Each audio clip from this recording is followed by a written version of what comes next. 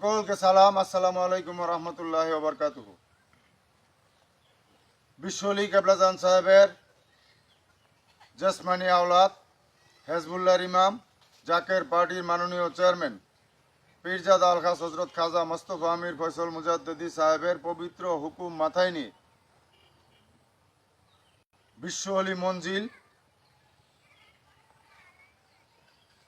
নির্মাণে এবং জমি ক্রয়ের খেদমতে আমরা আজকে গাজীপুর জেলায় শ্রীপুর উপজেলায়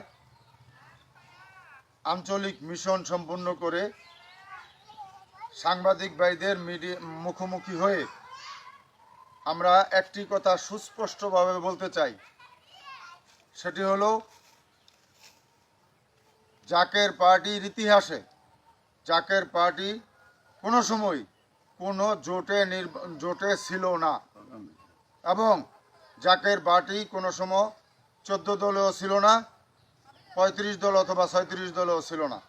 জাকের পার্টি যত নির্বাচনে অংশগ্রহণ করেছে নিজ আদর্শে নিজ প্রতীক গোলাপ ফুল নিয়ে নির্বাচন করেছে।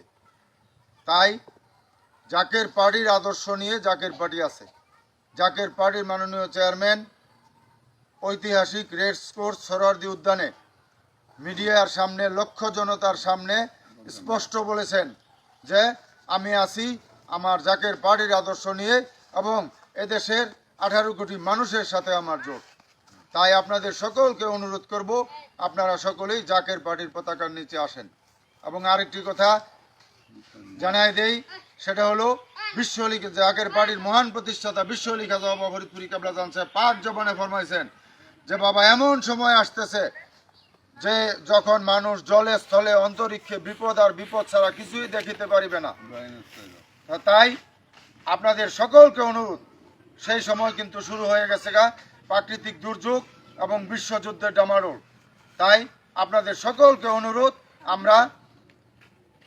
সকলকে অনুরোধ করি আজকে মিডিয়ার মাধ্যমে আপনারা সকলেই জাকের পার্টির পতাকার নিচে আসেন এবং আপনারা জাকের পার্টির মাননীয় চেয়ারম্যান সাহেবের আনুগত্য করেন।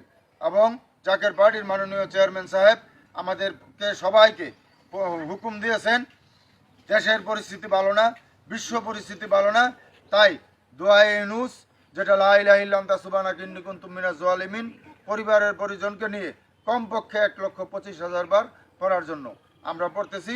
আপনাদের সকলকে পড়ার জন্য আমরা অনুরোধ করলাম। এটা যে হেজবুল্লাহর ইমাম জাকের পার্টির মাননীয় চেয়ারম্যান সাহেবের হুকুম। তাই আমি আবারও সবাইকে জাকের পার্টির পতাকার নিচে আসার জন্য এবং জাকের পার্টির মাননীয় চেয়ারম্যান সাহেবের আনুগত্য করার জন্য এবং গোলাপ ফুল প্রতীকের শুভেচ্ছা জানিয়ে আমি আমার কথা শেষ করলাম। আসসালামু আলাইকুম রহমতুল্লাহি ওয়া বারাকাতুহু।